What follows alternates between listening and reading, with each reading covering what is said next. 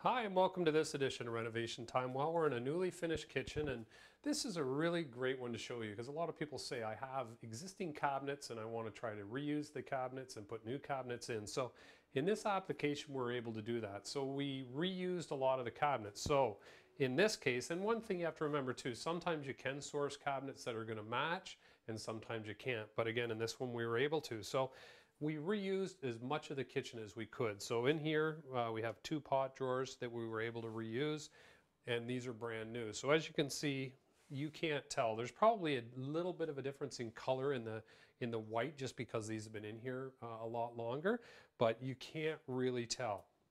And then over into this area here, the uppers, certain ones we were able to reuse, certain ones we weren't. So we did some new ones in the corner. This bank of drawers is new.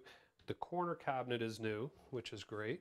And we also have quite a nice little Lazy Susan in here, which works out perfect.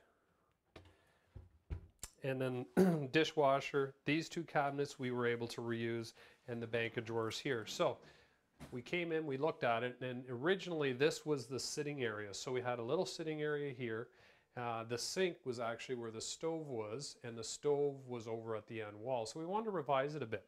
And the other thing we did in here is originally in these older homes, there was a doorway. So this was like your dining room, and you had a doorway and then into your kitchen. But nowadays, again, people want everything open. So what we did is we opened this up, and we were able to, we had to relocate a little bit of electrical, but actually it was a fairly simple project. Now they have their table here. So instead of the small table being here, which was, it was good for 2 or 3 people, but it would be tight for 3, and definitely 4 would be really tight. So now they're able to sit here and have breakfast, lunch, and dinner. They can be inside in the kitchen cooking. They could be, washing the dishes, and they're still close to each other. But so by opening up this wall, it makes us all feel like one kitchen now.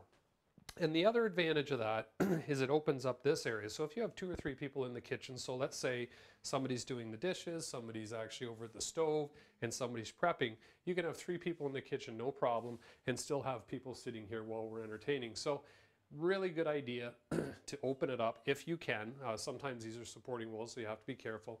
And the other thing we did in here too is, if you remember, originally in these homes, there's always a light, usually in the center of the ceiling, or if it's off-centered, sometimes it's centered above where your table is. So we eliminated that. We put in some pot lights, and what we did is we did 3 across here, and we did 2 in the main area, and then we built the new bulkhead. So originally the cabinets actually only came to this corner, so we redid this bulkhead, put in 2 pot lights above the sink. So now it's really bright, it's spacious, it has a lot more room. And people now don't use a dining room per se, so they don't have a little sitting area and then the dining room.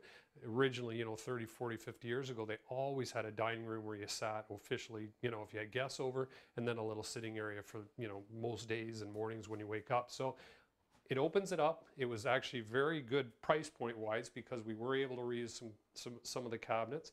And then we put new countertops and backsplash, which we'll talk about next week. So that'll do it for this edition of Renovation Time. But until next time, be safe and have fun. Renovation Time is brought to you by Anden Kitchen and Bath Center. Come talk to the people who know kitchens and bathrooms. Anden Kitchen and Bath Center.